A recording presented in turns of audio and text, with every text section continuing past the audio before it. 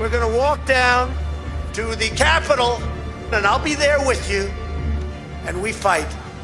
We fight like hell. We're going to walk down to the Capitol, and we're going to cheer on our brave senators and congressmen and women.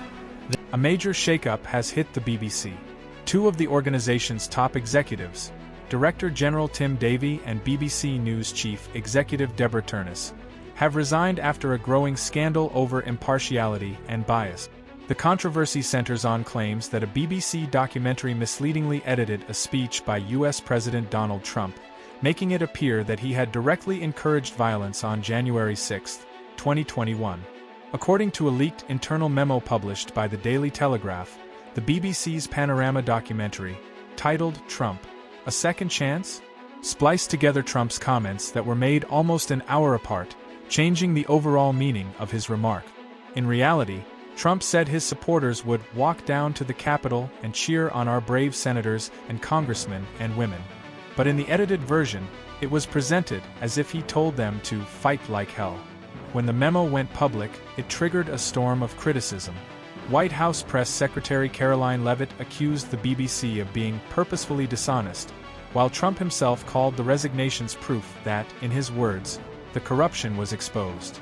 Facing growing pressure, Tim Davie said his decision to resign was his own, taking ultimate responsibility for the mistakes. Deborah Turness called the scandal deeply painful, adding, "The buck stops with me."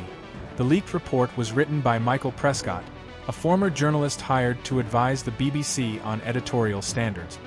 His memo not only highlighted the Trump edit, but also raised other issues, including claims of internal bias, editorial inconsistencies, and controversial coverage by BBC Arabic. The resignations have sparked a wider debate about impartiality at Britain's publicly funded broadcaster. Culture Secretary Lisa Nandy thanked Davie for his service, but also said that the BBC must rethink how it makes editorial decisions. Meanwhile, Conservative leader Kemi Badenoch said the issue points to a deeper cultural problem inside the BBC that cannot be fixed with resignations alone. The BBC is funded by a mandatory license fee of about £174 per household, roughly $228, and is legally required to remain impartial and accurate.